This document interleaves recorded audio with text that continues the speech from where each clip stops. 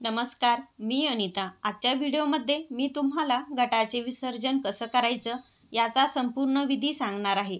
तुम्ही व्हिडिओ संपूर्ण पहा। ही माहिती तुम्ही संपूर्ण ऐकली तर तुम्हाला घटाचे विसर्जन कसं करायचं याची संपूर्ण माहिती मिळेल। आणि तरीही तुमचे काही प्रश्न असतील तर तुम्ही ते मला कमेंटद्वारे नक्की विचारू शकता। चला तर मंडळी, लगेचच व्हिडिओला सुरुवात करूया। तर मंडळी, सर्वात पहिले जाणून घेऊया की उपवास कधी सोडायचा। बघा, ज्यांचा उठता बसता उपवास आहे, म्हणजे ज्यांनी घट बसवायच्या दिवशी उपवास केला होता, त्यांनी अष्टमीच्या दिवशी उपवास करायचा आहे। अष्टमी तिथी ही शुक्रवारी दुपारी 12:06 संपत आहे। नंतर नवमी तिथी लागते।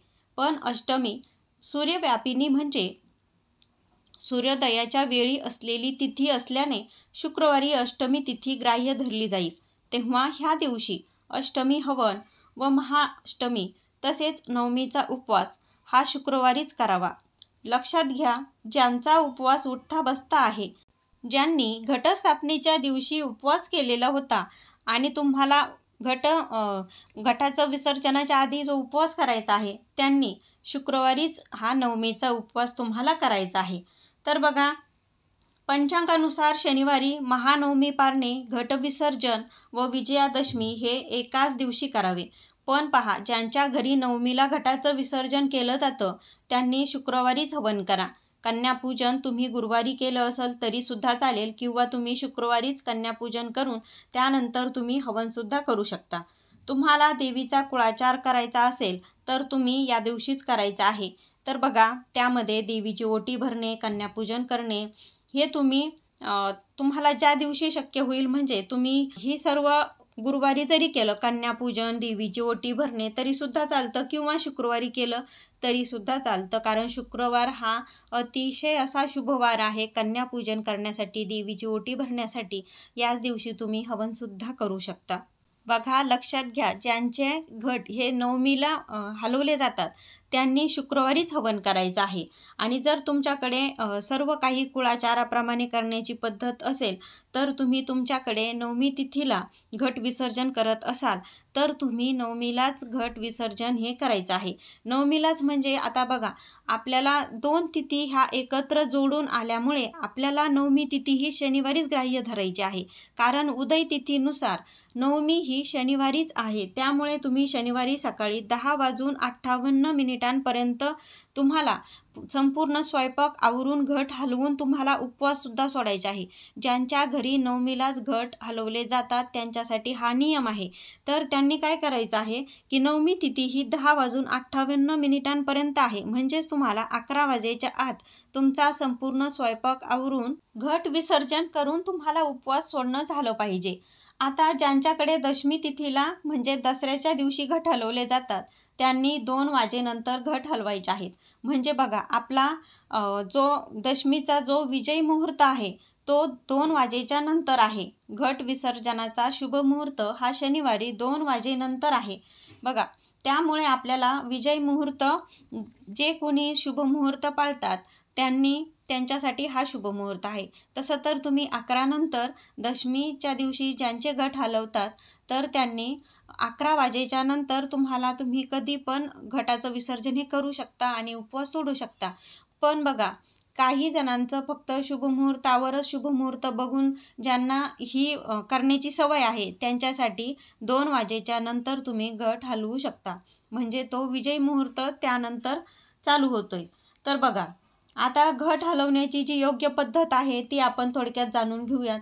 आता घटाचं विसर्जन हे घरातील कुलस्त्रीनेच करावं। तर बघा, अशी मान्यता आहे, परंतु जर आपल्या घरातील कुलस्त्रीला जर काही अडचण असेल, म्हणजेच काही मासिक धर्म आलेला असेल, सुतक असेल, विटाळ असेल, तर अशा वेळेस काय करायचे, तर आपण शेजारी कुणी किंवा आपल्या नातेवाईकांमध्ये जर कुणी असेल तर त्यांच्याकडनं आपण घटाचं विसर्जन हे करून घ्यायचे। पण काही वेळेस बघा, अशी परिस्थिती असते की त्यांच्याकडे त्यांची गडबड तीच चालू असते आणि आपल्याकडेही घटाचं विसर्जन आपल्याला करायचं असतं। तर अशा वेळेस समजा घरातील स्त्रीला जर मासिक धर्म आलेला आहे तर अशा वेळेस घरातील पुरुषाने सुद्धा जरी घटाचं विसर्जन केलं तरी सुद्धा चालतं। तुमच्या कुळाचाराप्रमाणे जशी तुमच्या घरची तुमच्या घराण्याची जशी परंपरा आहे त्याप्रमाणे तुम्ही घटाचं विसर्जन हे करू शकता। आता घट हलवताना काही ठिकाणी एकदा 1-2 व्यक्तीने हलवला जातो। जशी तुमच्या घराण्यामध्ये तुमच्या परंपरेनुसार जशी पद्धत आहे तशी तुम्ही इथे फॉलो करू शकता। फक्त तुम्हाला एक गोष्ट लक्षात घ्यायची आहे की प्रेग्नेंट महिलेने घटाचं विसर्जन करू नये। तर फक्त ही एक गोष्ट तुम्ही लक्षात ठेवा, बाकी तुमच्या कुळाचाराप्रमाणे तुम्ही घटाचं विसर्जन हे करू शकता। तर बघा, त्यानंतर तुम्हाला घट विसर्जनाच्या दिवशी सकाळी लवकर उठायचं आहे। आपली नेहमीची स्वच्छतेची कामं आवरून आंघोळ वगैरे करून मग तुम्हाला घटासाठी नैवेद्य बनवायचा आहे। तर बघा, आता काही ठिकाणी घटाचं विसर्जन करण्यासाठी हे तुम्हाला पुरणाचे दिवे करण्याची पद्धत आहे। तर तुमच्या घरामध्ये जशी पद्धत आहे, कोणी 51 करतं, कोणी 11 करतं, कोणी 101 करतं, जशी तुमच्या घरामध्ये जशी पद्धत आहे तशी त्याप्रमाणे तुम्ही इथे ती फॉलो करायची आहे। पहा, पुरणाच्या दिव्याने आरती करण्यासाठी मी तुम्हाला इथे व्हिडिओमध्ये इथं स्क्रीनवर तुम्हाला फोटो लावलेला आहे। त्याप्रमाणे तुम्ही असं पुरण पसरून घ्यायचं, त्यामध्ये असं गोल गोल होल करायचे, म्हणजे तिथे आपल्याला आपली फुलवाती मांडता आली पाहिजे। आणि त्यानंतर तुम्ही त्यामध्ये 2 फुलवाती घ्यायच्या आहेत। बघा, एका दिव्यामध्ये 2 फुलवाती तुपामध्ये, शुद्ध गाईच्या तुपामध्ये तुम्ही त्या बुडवून नंतर तिथे त्या होलमध्ये लावायच्या आणि त्याने तुम्हाला या पुरणाच्या दिव्याने तुम्हाला देवीची आरती करायची असते। पहा, तुमच्या कुळाचाराप्रमाणे जशी तुमच्या कुळाचाराची जशी पद्धत आहे, तुमच्या घराण्याची जशी परंपरा चालत आलेली आहे, तशाच पद्धतीने तुम्ही इथे देवीचं म्हणजे तुम्ही त्या पद्धतीनेच तुम्हाला घटाचं हे विसर्जन करायचं आहे। म्हणजेच घटाच्या विसर्जनाच्या दिवशी जो जो विधी केला जातो तुमच्या परंपरेनुसार त्याप्रमाणे तुम्ही इथे करायचं आहे। आता बघा, काही ठिकाणी भाजी भाकरीचा नैवेद्य दाखवला जातो। तर बघा, आमच्या नगरच्या भागामध्ये तर भाजी भाकरीचा देवीला नैवेद्य हा ठेवला जातो। त्यामध्ये वरण भात, भाजी आणि भाकरी असा नैवेद्य आपण देवीला आधी दाखवला जातो। म्हणजे हा घट विसर्जन झालं की देवीला हा नैवेद्य दाखवला जातो।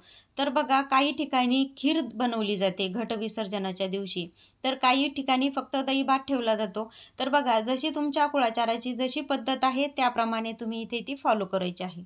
त्यानंतर बघा, नेहमीप्रमाणे आपल्याला देवीची आरती करून नंतर आपल्याला आरती करून घ्यायची। त्यानंतर बघा, आपल्याला देवीला प्रार्थना करायची आहे की म्हणजे तुम्ही प्रार्थना करायच्या आधी तुम्हाला थोड्याशा फुलाच्या पाकळ्या किंवा एक फूल किंवा अक्षदा तुम्ही हातामध्ये घ्यायचं आणि त्यानंतर म्हणायचं की ह्या 9 दिवसांमध्ये माझ्याकडून जर काही चुकले असेल तर मला माफ कर, आणि मी ज्या काही सेवा केल्या आहेत त्या मी तुझ्या चरणाशी अर्पण करते। माझ्या घरात सुख, शांती, समृद्धी, आयु, आरोग्य लाभू दे आणि माझ्या घराची दिवसेंदिवस भरभराट होऊ दे।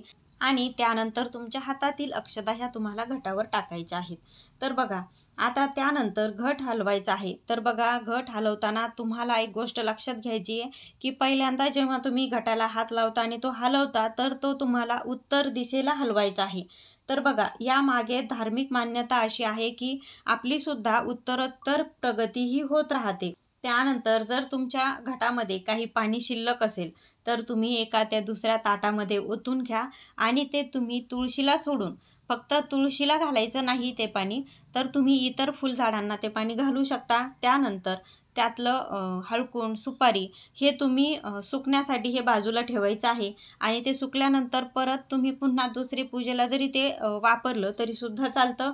आणि त्या घटामध्ये जे आपण 1 रुपयाचं जे नाणं टाकलं होतं तर ते सुद्धा तुम्ही स्वच्छ करून तुमच्या जवळ ठेवू शकता, म्हणजे तुमच्या पाकिटात ठेवू शकता किंवा तुमच्या तिजोरीमध्ये ते ठेवू शकता। तर बघा, त्यानंतर तुम्हाला घटामध्ये थोडंसं दूध टाकायचं आहे। बघा, मी तुम्हाला आधी पण सांगितलं की तुमच्या घरामध्ये जशी पद्धत आहे, तुमच्या कुळाचार जसा तुम्ही करता त्याप्रमाणे करा। आता आमच्या नगरच्या भागामध्ये जेव्हा घट हलवला जातो आणि त्यातलं संपूर्ण समजा पाणी असेल तर ते पाणी काढून त्यातलं जे आपण साहित्य टाकलं होतं म्हणजे सुपारी, 1 रुपयाचं नाणं आणि हळकुंड हे आपण बाजूला काढून घेतल्यानंतर त्यामध्ये थोडंसं दूध ओतलं जातं। तर जशी तुमच्याकडे जशी पद्धत आहे त्याप्रमाणे तुम्ही ते करायचं आहे। त्यानंतर तो घट तसाच ठेवायचा। मात्र बघा, मी तुम्हाला इथे सांगायचं राहून गेले की आपल्याला याच्या आधी आपल्याला धूपसुद्धा लावायचा आहे। देवीला जो धूप जाळला जातो, जो देवीसाठी जो भेटतो जो स्पेशल, तो तुम्ही नवरात्रीमध्ये तर तो आणलाच असेल, तर तुम्ही तो सुद्धा लावायचा आहे। धूप दीप लावून मगच आपल्याला पूर्ण आपल्याला सकारात्मक वातावरण तयार करायचं आहे. बघा, ज्यावेळेस आपण घरामध्ये कापूर जाळतो, धूप जाळतो, दिवा प्रज्वलित करतो, तर एक मंगलमय वातावरण हे तयार होत असतं. तर हे सर्व करताना आपल्याला हे करायचंच आहे आणि त्यानंतर तुम्ही घट विसर्जनालाही सुरुवात करायची आहे. हे मला सुरुवातीला सांगायचं राहून गेलं, म्हणून मी तुम्हाला आत्ता हे सांगत आहे. तर बघा, त्यानंतर आपल्याला लगेचच घट हा बाजूला उचलून ठेवायचा नसतो. ही एक गोष्ट तुम्ही लक्षात घ्या की आपल्याला घट विसर्जनाच्या दिवशी लगेचच घट हा आपल्याला ते आपलं जे धन असतं, जी आपण वेलिका तयार केली होती घटाखाली, तर जे धन असतं ते उगवलेलं, तर त्याच्यामध्येच आपल्याला तो घट फक्त हलवून हा बाजूला ठेवायचा असतो आणि ज्या काही आपण घटाला ज्या माळा अर्पण केलेल्या आहेत तर त्या फक्त काढून ह्या घटामध्येच ठेवायच्या. त्यानंतर बघा, आपण जे 9 दिवस आपण ज्या दिवशी आपली घटाची स्थापना झाली त्या दिवशी आपण आपले देवसुद्धा आपण पानावरती, आपले देवाचे जे टाक असतात ते आपण पानावरती मांडलेले असतात.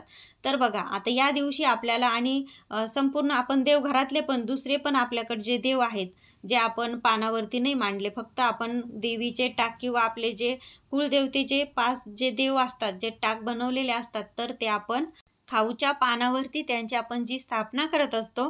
तर या दिवशी आपण काय करायचं आहे, तर ते पानं फक्त आपण ते निर्माल्यामध्ये ते टाकायचे. तर त्यांना आपण छान तुम्ही पंचामृताने स्नान घालून त्यांची विधिवत पूजा करून त्यांची नेहमीच्या जागेवर म्हणजे देवघरामध्ये नेहमीच्या जागेवर त्यांची स्थापना करायची आहे.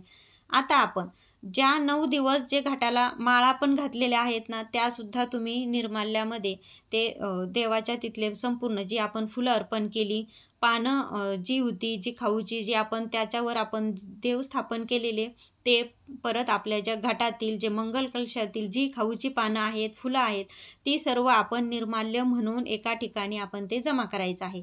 आता यानंतर जर तुम्ही अखंड दिवा लावलेला असेल तर तो तसाच ठेवायचा. दिवा कधी पण हाताने विझवायचा नसतो. ही एक गोष्ट तुम्ही नक्की लक्षात घ्या. किंवा तुम्ही फूक मारून सुद्धा हा दिवा विझायचा नाही. कारण बघा, घटाचं विसर्जन झालं म्हणजे अखंड दिवा तो लगेचच आपल्याला विझवायचा नसतो. जोपर्यंत त्या अखंड दिव्यामध्ये जेवढं तेल आहे ते संपेपर्यंत आपल्याला तो दिवा तसाच आपल्याला दिवा हा तेवत ठेवायचा आहे. आता तुम्ही जे कलशाखाली तांदूळ जे ठेवले होते, कोणी त्याचं अष्टदल कमळ काढलं असेल किंवा कुणी असे फक्त असे ठेवलेले असेल, तर कलशाखालचे तांदूळ आपल्याला आपण जे नेहमीचे तांदूळ ठेवतो त्यामध्ये आपल्याला प्रसाद रूपी हे देवीचा आशीर्वाद रूपी आपल्याला ते तांदूळ थोडेसे मिक्स करायचे. बाकी तांदूळ तुम्ही पक्ष्यांना सुद्धा खाऊ घालू शकता. तर बघा, त्यानंतर आपल्याला देवीला तांबूळ हा आपल्याला खाऊ घालायचा असतो. म्हणजे बघा, त्यामध्ये असं पान घेतलं जातं, ते कुटलं जातं आणि त्यामध्ये त्याचा तो तांबूल बनवला जातो आणि ते नैवेद्य म्हणून हे देवीला अर्पण केलं जातं. त्यानंतर बघा, जो आपल्या अखंड दिव्यातील जी वात उरलेली असेल, बघा आपण जी 1.25 हात वात केलेली आहे तर ती उरतेच, खूप उरते, म्हणजे माझीसुद्धा उरलेली आहे. त्यामुळे मी सांगते तुम्हाला, जेवढी पण आपली दिव्याची जी वात उरली तर ती काय करायची, तर आपल्याला कापरासोबत ती उरलेली वात ही जाळायची आहे. आपल्याला इकडे तिकडे ती वात अशी टाकून द्यायची नाही. तर ही एक गोष्ट तुम्ही नक्की लक्षात ठेवा. आता बघा, तुम्हाला पुन्हा एकदा सांगते की घट हे नवमीला, ज्यांचे घट हे नवमीला हलवले जातात त्यांनी शनिवारी सकाळी घट हलवायचे आहेत. फक्त ते घट तुम्हाला 11 वाजेच्या आत तुम्हाला घटाचं विसर्जन करायचं आहे आणि उपवाससुद्धा तुम्हाला 11 वाजेच्या आतच तुम्हाला सोडायचा आहे. तेव्हा तुम्ही तुमची धावपळ होऊ नये म्हणून तुम्ही काही तयारी आदल्या दिवशीच जरी करून ठेवली तरीसुद्धा चालतं, काही फरक पडत नाही. एक दिवस तुम्ही जास्त थोडंसं लवकर उठायचं आहे. पण बघा, ज्यांच्या कुळाचाराप्रमाणे जर नवमीलाच घट हलवले जातात तर त्यांनी कृपया 11 वाजेच्या आतच तुम्हाला नवमीलाच घट हलवायचे आहेत. म्हणजे शनिवारी नवमी तिथी ही 11 वाजेपर्यंत आहे. तर बघा, जर तुम्ही 11 वाजेपर्यंत घट हलवले नाही, 11च्या नंतर हलवल्या गेला तर तो तुमचा कुळाचार हा तुमचा मोडला जाईल. म्हणजे तुमची जशी घराची परंपरा आहे तशी ती मोडल्या जाईल आणि तो घट हा दशमीला हलल्या जाईल. त्यामुळे काय करायचं आहे, तुम्ही 11 वाजेच्या आतच तुम्हाला हा घट हलवायचं आहे. आणि ज्यांचे दशमीला घट हलवले जातात त्यांच्यासाठी काहीही जास्त हे करण्याची गरज नाही, त्यांनी 11 नंतर हलवू शकता. पण तुम्हाला पुन्हा एकदा सांगते, ज्यांना शुभमुहूर्तावर कामं करण्याची सवय आहे किंवा तुम्ही नेहमी शुभमुहूर्त बघूनच तुम्ही पूर्ण कामं करता, तर अशा वेळेस विजय मुहूर्त हा 2 वाजेनंतर आहे. तर तुम्ही घटसुद्धा 2 वाजेच्या नंतरच तुम्हाला हलवायचं आहे. तर मंडळी, तुम्हाला आजच्या व्हिडिओमधली माहिती कशी वाटली? जर तुम्हाला माहिती उपयुक्त वाटली, व्हिडिओ आवडला, तर व्हिडिओला एक लाईक जरूर करा आणि ही माहिती इतरांपर्यंतसुद्धा शेअर करा. आणि अजूनपर्यंत तुम्ही जर चॅनलला सबस्क्राईब केलं नसेल तर जरूर सबस्क्राईब करा. भेटूया पुन्हा एका नवीन माहितीबरोबर. तोपर्यंत जय जगदंब माता. श्री स्वामी समर्थ. धन्यवाद.